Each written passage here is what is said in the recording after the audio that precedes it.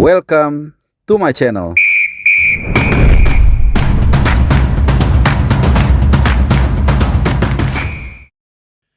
Ya, halo, salam sehat, selamat hari Selasa dan juga selamat datang di channel Bung Harpa. Selamat datang juga bulan Oktober yang bikin dak dik duk der ya, karena ini tepat tanggal 1 Oktober, jadi kita akan segera menyambut tidak lama lagi, hanya sekitar 9 hari lagi ya. Kita akan menyambut pertandingan antara Indonesia dan Bahrain. Dilanjutkan 5 hari kemudian Indonesia lawan China, dua-duanya away dalam rangka kualifikasi Piala Dunia 2026 round yang ketiga. Tentunya kalau biasanya gue mencoba untuk menambah rasa happy kalian, rasa senang kalian, kali ini gue mencoba untuk mengurangi dak dik duk der bulan Oktober ya. Karena ada beberapa pertanyaan yang kelihatannya mungkin membuat kita juga penasaran, mungkin juga ingin jawabannya. Yang pasti gue mau bilang terima kasih buat teman-teman semua yang terus mendukung channel ini, memberikan masukan, bertanya bahkan, dan juga mengkritik apapun itu ya, karena itu menjadi kekayaan dari materi yang gue sampaikan ke kalian. Nah, dari sekian banyak pertanyaan yang dilayangkan baik di kolom komentar maupun di IG gue di @bungharpa, ada mengkerucut pada dua pertanyaan yang akan gue jawab di video kali ini. Kenapa? Karena pertanyaan ini sangat substantif, perlu juga kita ketahui, dan kebetulan gue punya jawabannya. Jadi kalau satu itu kita akan bahas soal Max Hilgers dan Reinders yang baru saja resmi menjadi bagian dari kita, dan ini kembali ya, tidak meleset dari info yang gua paparkan kemarin, walaupun juga mungkin kalian dengar dari platform yang lain. Dan kedua soal Rafael Strike ya, karena dalam beberapa kesempatan ketika gua mengangkat soal rapor pemain abroad, itu selalu nanya Rafael Strike bagaimana bang, Rafael Strike bagaimana bang. Nah, sebelum kita bahas soal Reinders dan Hilgers, kita akan fokus di Rafael Strike. Jadi ada sebenarnya satu pertanyaan dua jawaban sekalian yang akan gua hantarkan ke kalian. Jadi pertama soal persiapan atau kenapa dia belum main. Jadi jawabannya adalah karena memang timnya itu belum memulai, atau kompetisi A-League, Australian League itu belum mulai. Jadi Australian League itu baru mulai itu setelah international break. Ya, jadi sekitar tanggal 19 lah kurang lebih. Jadi berapa ya? Hampir 3 minggu dari sekarang mungkin ya. Hampir 3 minggu dari sekarang ya, kira-kira seperti itu. Intinya setelah international break lah. Karena nanti kita menghadapi Bahrain tanggal 10, menghadapi China tanggal 15. Nah, beberapa hari kemudian itu baru Australian League akan bergulir, dan termasuk Brisbane Roar di situ akan main. Jadi memang sekarang dalam masa pre-season nih Rafael Strike. Dan nanti di tanggal 19 itu di pertandingan pertama itu kalau kalian cari ini nggak ada namanya Brisbane Roar kalau di beberapa platform, tapi namanya Queensland Roar karena nama dulunya memang Queensland Roar. Nah, jadi di pertandingan pertama itu timnya Rafael Strike akan menghadapi Auckland. Nah, ini menarik sedikit, gue mau cerita. Auckland ini tadinya main di New Zealand League ya, tapi mungkin karena nggak ada kompetisi yang mumpuni seperti di Singapura ya, itu kan kalau nggak salah Lions 11 itu akhirnya pernah sempat main di Liga Malaysia. Akhirnya Auckland itu gabung ke Australian League ya. Mekanismenya, regulasinya seperti apa gue gak ngerti. Intinya dia baru bergabung tahun ini, dan itu akan menjadi pertandingan pertama Rafael Strike, timnya Rafael Strike, Brisbane Roar nanti tanggal 19 itu hari apa ya?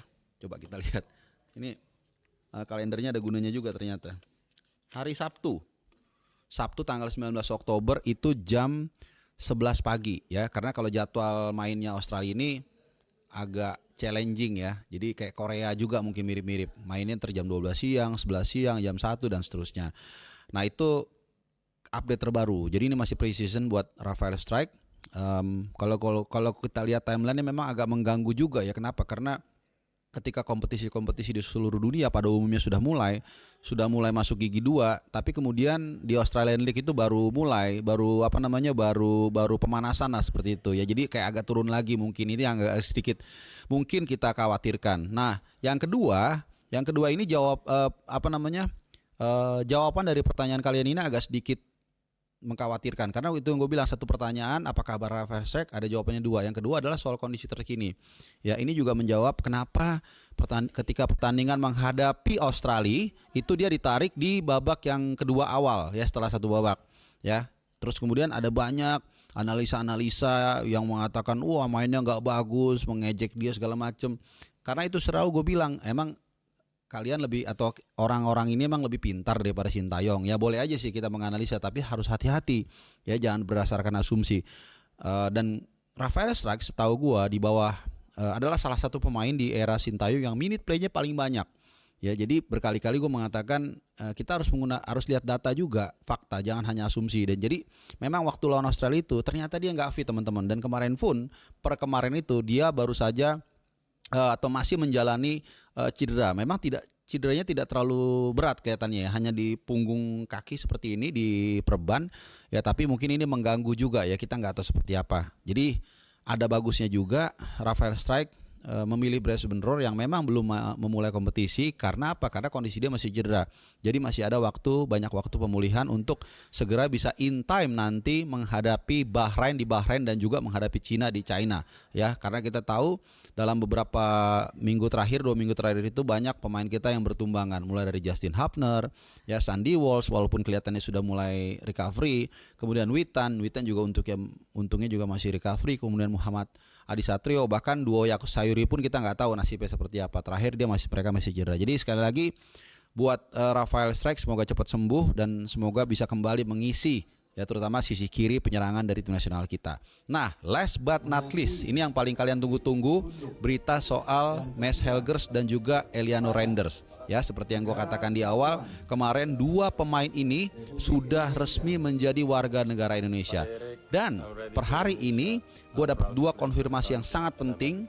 Ya, yang pertama adalah terkait dengan proses pindah federasi. Ya, ini sekali lagi sumbernya sangat dekat dengan tim nasional. Mungkin salah satu yang terdekat, gue nggak bisa kesebutin namanya, itu mengatakan jadi nih ya, ini gue akan share ke kalian. Sedang proses pindah federasi dalam 1-2 hari ini. Ini yang pertama. Nah, kemudian yang kedua, ini Super A1, gue mendapatkan informasi ini, ya dia dekat juga dengan timnas, tapi lebih dekat di lingkaran satu PSSI. Inisialnya ada I-nya, udah itu aja deh. Nanti kalian kalau terlalu lengkap bisa baca. Nah, beliau mengatakan aman ya untuk ini bukan hanya pindah federasi, untuk bagi Reinders dan juga Hilgers bermain lawan Bahrain ya, bisa main lawan Bahrain dan Cina, Bang, aman ya.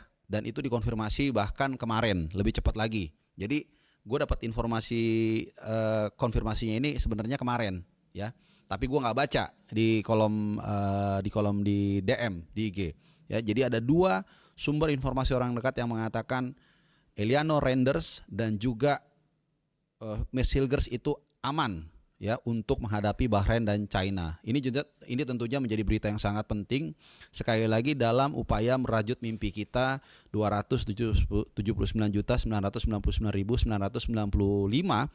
rakyat Indonesia yang tentunya ingin melihat timnas Indonesia berlaga di Piala Dunia. Kenapa? Karena kita seperti yang gue ungkapkan tadi, menjelang pertandingan Bahrain dan China ini ada beberapa pemain yang bertumbangan, dan di saat yang sama kita mendapatkan asupan pemain tambahan dalam diri Eliano Reinders dan juga Mads Helgers ya. Itu nanti soal siapa yang menggantikan siapa ya, kemudian siapa main di posisi apa, itu mungkin agak nanti aja, mungkin semingguan lagi atau kira-kira 4-5 hari menjelang kita menghadapi Bahrain baru akan kita bahas soal itu. Yang penting saat ini kita sudah mendapatkan informasi 2 pemain ini sekali lagi Super A1 itu aman untuk bermain turun menghadapi Bahrain dan China. Ya, tentunya ini sebuah berita yang bukan hanya menguatkan materi atau kekuatan kita di atas lapangan ya, tapi secara mental para pemain pun pasti akan semangat ya, karena tahu ada bala tentara bantuan yang datang dan kualitasnya kita bisa lihat ya, bagaimana Hilgers kemarin terutama dalam 3 pertandingan terakhir itu tampil perform. 2 kali menang di Eredivisie menghadapi Almere City 5-0 dan juga NAC Breda 1-0 walaupun agak susah. Kemudian juga tentunya diantaranya ada pencurian 1 poin ya dari kandang Tuyul Merah, di mana Twente bermain imbang 1-1 dan Hilgers di sana main sangat cemerlang menurut gua. Jadi mungkin itu aja ya 2 informasi yang benar-benar gua rasa ini lumayan menjawab pertanyaan-pertanyaan kalian. Jadi ketika gua mengatakan terima kasih buat dukungan kalian itu bukan hanya mohon maaf ya seperti politisi yang basa-basi, tapi gue benar-benar merasakan itu, dan kalian sangat kontributif untuk memberikan kemajuan bagi channel ini. Dan sekali lagi gue mau bilang terima kasih untuk kalian yang selalu membantu apapun itu ya, dalam memberikan informasi dan juga bahkan memberikan opini dan lain-lain. Jadi simbiosis ataupun situasi yang sangat sehat. Dan sekali lagi terima kasih buat teman-teman, tanpa berlama-lama supaya kalian bisa melanjutkan mungkin aktivitas setelah makan siang atau apapun itu. Dan gue ingin seperti biasa berharap kalian dalam keadaan baik-baik aja, dan tentunya sampai jumpa di edisi yang berikutnya. Bye bye, salam sehat.